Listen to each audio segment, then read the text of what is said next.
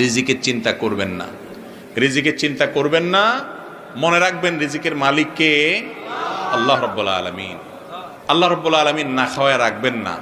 আল্লাহ তাআলা তার পশু পাখি সাধারণ কীট পতঙ্গকে যদি রিজিক দেয়, আপনি আশরাফুল মাখলুকাত, আপনার রিজিক আল্লাহ তাআলা অবশ্যই। শুধু রিজিকের ধান্দায় পড়ালেখা করা এটা কখনো সুশিক্ষা হতে পারে